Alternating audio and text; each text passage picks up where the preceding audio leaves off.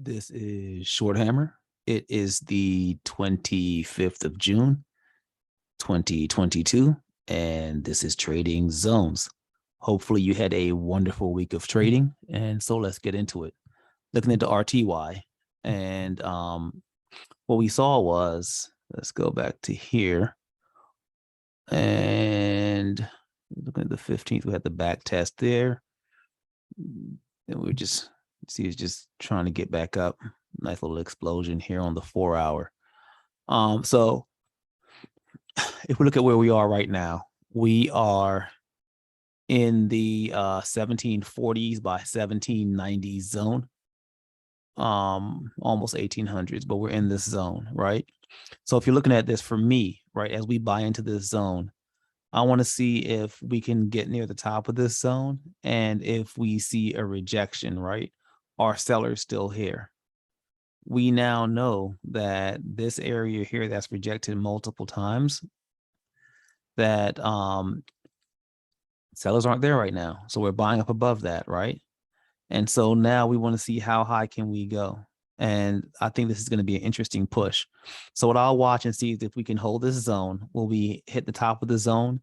And will we see sellers at the top? Will we pull back inside the zone? Will we bounce? If we go back below to the 1740s, will we bounce in the 1740s? Or will we gap up and push through the 1790s? If we do happen to push through the 1790s, the area I would watch is the 1815s and 1829s. But if we look to the left, right, from the 19th of May through the 23rd of May, you saw how we kind of bounced around in this zone, even going a little bit further back to the 13th of May to the 16th of May. And you can just see multiple days, right? If you go all the way back to May, where we spent time in that zone bouncing around. So on this bouncing buy up into this zone, we have to see if we're gonna, if this rally is gonna get any legs, or is this just a bear market rally? Typical, right? We're selling, we make lower lows, and then we bid out of it, and we have an explosion to the upside.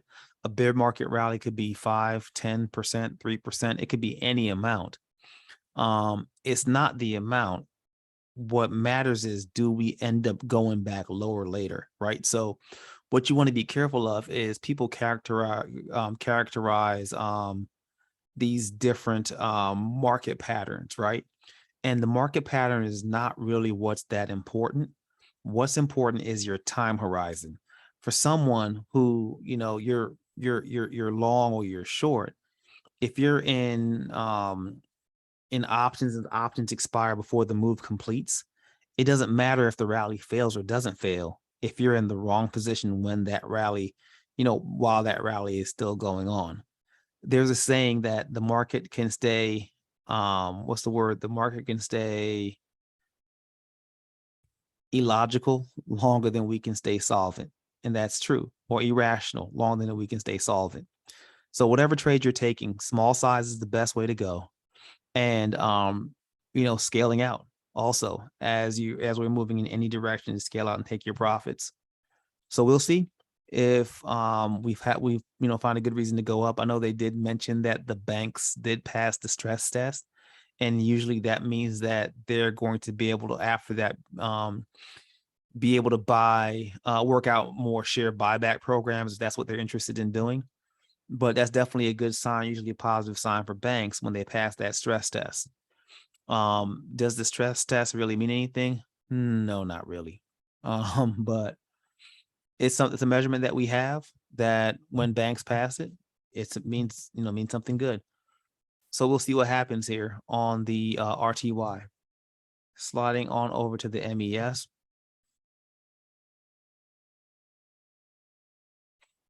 And we definitely see a pushback here into structure to the left. Glad that we got over the 3850s. That's beautiful. Through the 3880s. And we're right up against 3900s, right? So on this push up, how far can we go? Let's see. So 3950s potentially an area, 3960s. we have to wait and see. But the next lines we have are the 3920s right here, the 3930s right after, and then the 3960s. And that's something to watch on the MES. We'll see if we keep going. But where is this area? Let's see.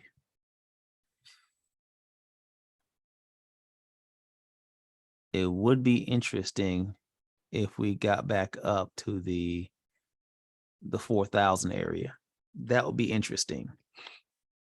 Not saying that we're going to do that, but I would definitely love us to back test this 4,000 area.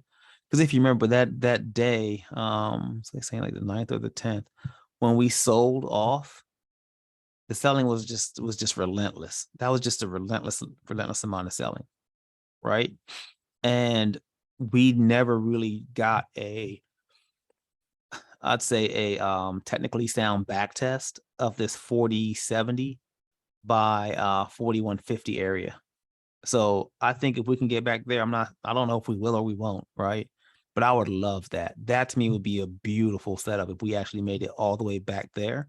And at that point, make a decision of are we going to continue to go up, or are we going to reject and sell back down? So that's going to be interesting. So we'll see how that works out. But that's an interesting area on the MES. But we have all these levels. Let me not leave too quickly. Below 3880s, we mentioned the 3850s, 3818, 3817-ish area. And then we curved up and got through here. The 3840s was beautiful. That was beautiful. So we'll have to see how far we can go. M&Q. With M&Q, different setup, we're already in the zone. And the beauty of this is if we look back on the 15th, when we back tested, we failed. Then we tried again here to get up in there the 22nd, and we sold. This tap here, we pulled back. Then we really called a bid here and ran up into this zone, which is the 11,700s by the 12,030s. And we popped through the top. This is beautiful. What I would love to see is a squeeze into the 12,500s. Remember, that was a really strong area for us. Even if we look back in May, where there were definitely some sellers, that was the supply area, right? And then when we tried to bid over it, it almost became a bid area, right? Like the buyers kept buying drops into the 12,500s, right? And so what we want to see here is if we can get back to that area, will the seller step out of the way, and can the buyers push us through that back into that zone? So that's going to be interesting. The next big area that I'm watching is the 12,309s, but I would really be interested in the 12,500s. That would be a great area for us to back test. So we'll see. We'll see if there's a follow-on 4-hour candle here that pushes us up above the 12,000s, like 12,030, 12,040, 12,050. Let's see if we push up out of that, or if we pull back into this little zone, 11,700 by 12,030 or 40-ish. That's interesting. So we'll see. But if we look at this on a daily chart, right, it's even a different setup that we see. Let's see. Boom. If we look at it here, this shows up as, see these areas here where we rejected. Then we went here, and the next candle brought us right up through out of that. So we'll see, right? But as we look at this buying, how much different does this look than this? Look at this. This candle to this candle, and the date is the 26th of May, and then the 27th of May. Look how much further, look how big this is, right? So yeah, this is great buying here, but it doesn't mean that, that the selling is over at all. Not by any stretch of the imagination. I mean, this candle here, let's see. I'm not gonna do the math tonight, but just look at the 26th and the 27th of May and those two candles, and then look at the 23rd and the 24th of June. They look very similar. what we have to look at is sort of the context around why we, we caught a bid at those times. If it was just a technical bounce, or if there were some fundamental factors that would go into that. So that's something to watch on the M&Q. But those are the areas that I'm watching, and we'll see how this shakes out headed into next week. Go to NVDA. Now NVIDIA looks beautiful. We're inside our box. Top of this box is right around 180, 140s. I want to see what we do when we get up there. That will be beautiful. See how we held this bottom here, the 158s, and we're pushing back up. So this is definitely awesome. I might actually sell some verticals out of the money on this. This is just amazing, right? If we're looking at that, I actually have to take a picture and send this to someone. But we'll see, right? If we sort of get back to the top of this this little area here, this little zone here, it would be beautiful if we could, and then see what we do when we get up here, right? To the 180s, 181 area. That's what we see on NVIDIA. And it seems as if the 160 area and the upper 150s was really strong. Buyers definitely wanted to hold that. So we'll see. But that's definitely something to watch.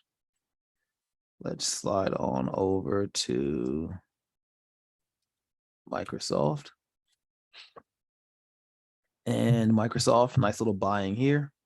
So as we go up, I want to see if we can find buyers above the 272. We see the pivots here, the pop blue and the purple here. And so the pop blue is 269.73, purple is 272.87. Let's see what we do when we get into that zone. Let's see if the sellers are still there. If you want to sort of look at this entire box, right, or this area as a box, maybe you can, some people will, some people won't. But if you look at the lows on the 24th of February and on the 8th of March and on the 26th of April, it's right around this 260. This was 271 area, which is kind of right in this little pivot zone here. And so when we pulled down there, the buyer stepped in and got us up out of there really quickly, right? So when we back tested that area on the 9th of May, 10th of May, and kind of feathered on the 11th of May, rejected. And see, we tried to find buying over the two.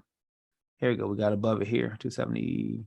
We're up above it, 276, but only for 1 or 2 days. We sort of pulled back down and we sold through. So we're now back testing this area. So as we push up into this the 270-ish, 269 by 271, 272-ish area, that'll be an interesting area to watch. And if you follow sweeps, just see what buyers and sellers are doing at that point. Might be interesting on Microsoft.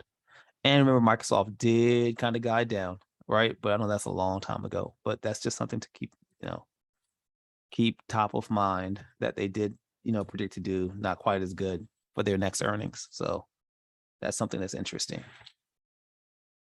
Okie dokie, over to Apple. We're back testing the 142.14, which is a line that we have here. So what we definitely want to see is buying above this. And if we can kind of float up into the 149 area here, that would be beautiful if you look at this zone. So a pop above here and a buy up into this area would be great. We have 144. Then we have the 147.50s, then 149s are next. If we fail this zone and go down, watch out for the 137.28s to hit. Look at these multiple touches here on the 19th, the 20th, 23rd, all through here, 26th of May. Definitely nice touches here on the daily chart. They look very different on a 4-hour chart. Take a peek. Yep. But we see multiple touches here. That looks even stronger. This area here, right? 137s. Now as we go up here, you can see the sort of the rejections here in the 142s. That's really interesting. So that's definitely something to watch on Apple. Keep going. The next thing we're going to look at, oh, pardon me, let me not say Facebook. Let's go to Meta. Hop on over to stocks. Boom, Meta platforms. See, nice little bounces here. We did fail. We regained it. We're up here at the top here where we had the nice little sell. So we see if we can get through the 173s. That's something interesting to watch. Above the 173s, then that would give us rise potentially into the 179s, then the 184 area.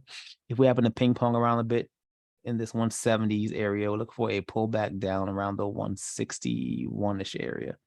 And then maybe we continue to go down. But I do like Meta long term. I think it's a very interesting ticker just for what they're doing with what am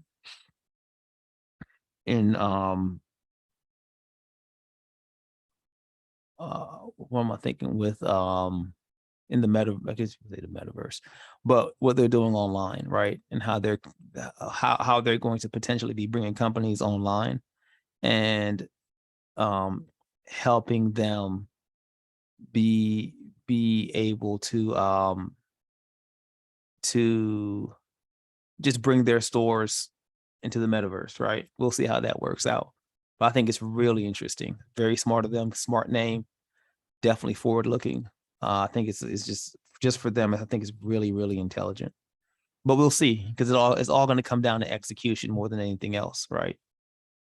Popping over to Tesla. We love Tesla. And if we look at this as sort of a zone, right? The 784s came down, the 616s went back up, 780s came back down, almost to the same area, headed back up to the 780s. So I think this is going to be interesting. I really would love to touch the 780 80s area early next week. I might try to play a vertical on that, sell a little bit of premium. We'll see how that works out. But I would definitely be looking to the 780s as an area that we should reach, and then look to see if the sellers are still there. If we look back on the 2nd of June, sellers were there. If we look back on the 13th of May, sellers were there. And so we have to see, since mid-May, basically, this 780s area on Tesla has been supply. We have to see if that's changed. What has changed? And if not, then we should look for the same setup again when we get into that area, in my opinion.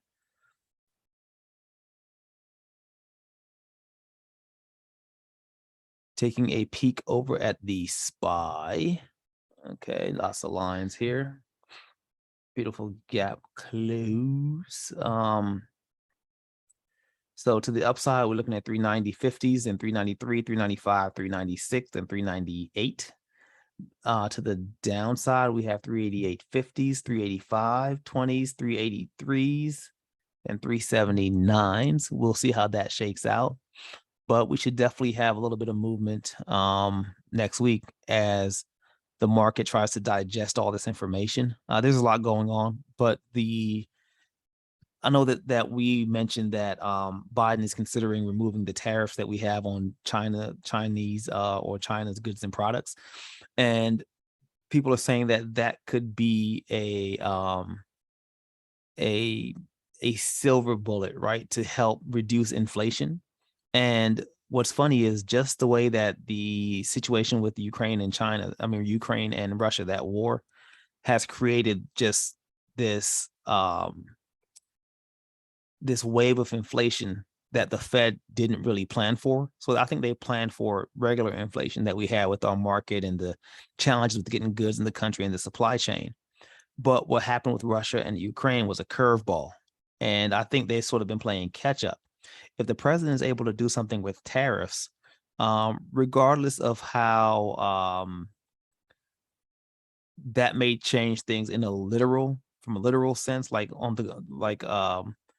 how many companies will be impacted, how that changes things in a literal sense.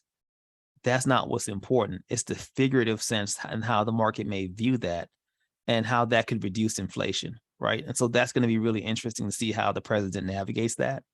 And if he's able to come to some sort of decision that benefits the market when it comes to tariffs, and also benefits a lot of people that are running companies that may utilize goods that come from China. So I think that's very interesting. Keep your eye on the housing market. The housing market, who knows how that's going to shake out. But what's interesting is that now there are definitely less buyers in the market just, there's just sort of been a cooling effect with the interest rates going up. So that's definitely something to also watch is, whatever market that you're in, just keep an eye on those houses and see if prices are being reduced, which was not happening before. And just the number of buyers, just how just the fever heavy nonstop buying pressure has kind of cooled a little bit, right? And it is expected to cool as we head into the fall. So that's something to watch. Though we've seen a lot of different sectors pull back, there really hasn't been a strong pullback in the real estate sector. That's definitely something to watch. But yep, that's where we're going to stop. If you like this video, please go to our YouTube channel, Power of Pivots, and subscribe. And you can look forward to receiving more videos from me, not just about watch lists, but also setups and things that we look for as far as patterns and setups that we like to trade. If you'd also be receiving videos from Elisa as she shows you how she utilizes her Power of Pivot strategy to find great pre-market, great intraday, and great post-market entries.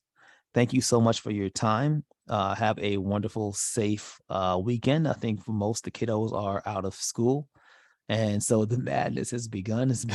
For me, it's been awesome. But just, have a wonderful rest of your weekend. And I wish you a successful upcoming trading week. Thank you so much. And I will see you next week.